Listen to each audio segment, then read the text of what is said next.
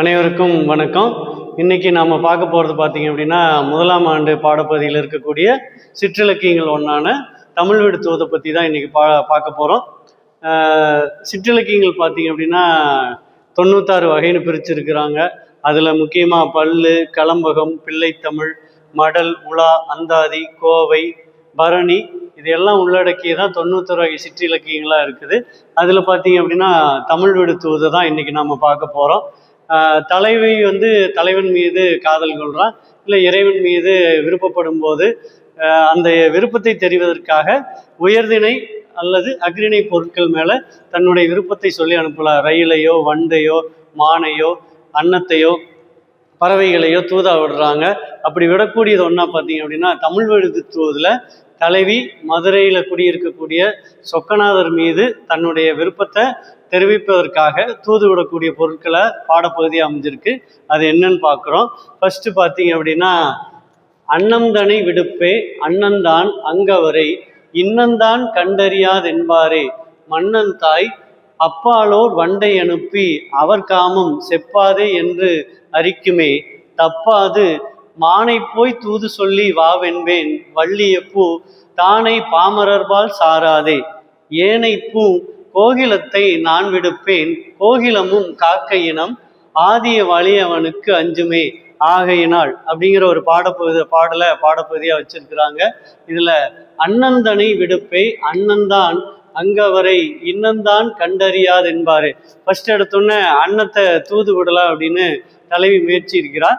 அன்னத்துக்கிட்ட தன்னுடைய விருப்பத்தை சொல்லி மதுரையில் இருக்கக்கூடிய சொக்கநாதர்கிட்ட தன்னுடைய விருப்பத்தை சொல்லுன்னு சொல்லி அனுப்பிச்சுடுறான். அப்போ அன்னத்தை விடுக்கும்போது பார்த்தீங்க அப்படின்னா பிரம்மன் இங்கே ஒரு புராண கதையை கொண்டு வந்து சேர்க்குறாங்க. பிரம்மன் அன்ன வடிவம் எடுத்து சிவபெருமானை பார்க்கலான்னு போகிறப்ப சிவபெருமானோட அடியும் முடியும் கூட காண முடியாத அளவுக்கு வடிவம் எடுத்துங்காட்டி இந்த அன்னத்தை தூது விட்டா இந்த அன்னம் அங்கே போய் சொல்லிட்டு வருமா, சிவபெருமானை பார்க்க முடியலையே அப்படின்னு நினைக்கும் அப்படின்னு சொல்றாரு. அடுத்ததா பார்த்தீங்கன்னா அண்ணந்தாய் அப்பாலோர் வண்டை அனுப்பி அவர் காமம் செப்பாதோ என்று அறிவிக்குமே. அடுத்தது பார்த்தீங்க அப்படின்னா வண்டை தூது அனுப்பலாம் அப்படின்னு தலைவி முடிவு பண்றா. வண்டுக்கு இயற்கையாகவே இருக்கக்கூடிய என்ன அப்படின்னா, போகிற வழியில் இருக்கக்கூடிய மலர்கள் இருக்கக்கூடிய தேனை உண்டு தேனை கழித்து அங்கேயே கிடந்திருக்குமோ, அப்போ அது போய் சொல்லுமோ சொல்லாதோன்னு ஒரு எண்ணம் ஏற்படுது. அப்போ வண்டு போகிற வழியில் இருக்கக்கூடிய மலர்களுக்கு தேனை எடுப்பதற்காக அது போயிடும். அப்போ வண்டை தூது விட்டாலும் அது போய் தன்னுடைய அன்பை காதலை சொக்கநாதர்கிட்ட சொல்லாதுன்னு தலைவி வருந்துறா. அடுத்ததாக ஒரு முடிவு செய்கிறா. தப்பாது மானை போய் தூது சொல்லி வாவென்பேன் வள்ளிய பூ தானை பாமரர்பால் சாராதே. அடுத்தது மான தூது அனுப்பலான்னு முடிவு எடுக்கிறார் தலைவி. தன்னுடைய காதலை மான்கிட்டையாவது சொல்லி மதுரையில் இருக்கக்கூடிய சொக்கநாதர்கிட்ட சொல்லிடுறேன்னு தன்னுடைய விருப்பத்தை மான்கிட்ட சொல்கிறார்.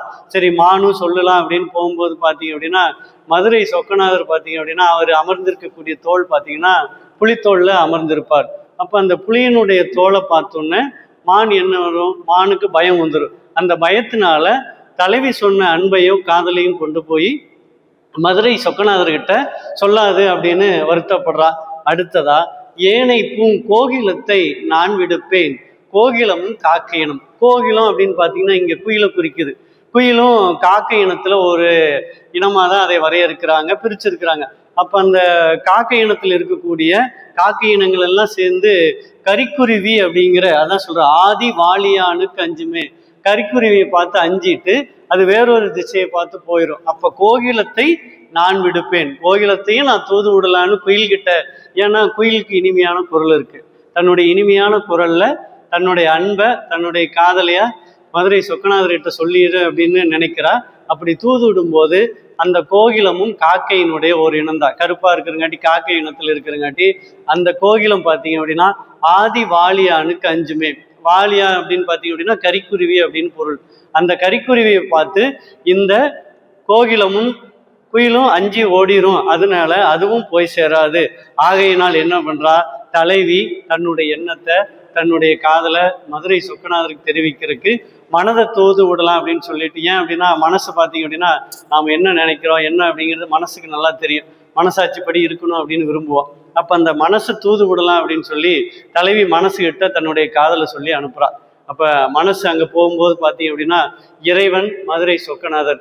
இறைவன் பார்த்தீங்க அப்படின்னா இந்த மனதிற்கு எட்டாத பொருள். அப்போ மனதை தூது விட்டா மனதிற்கு எட்டாத அந்த இறைவன்கிட்டையும் போய் சேராது.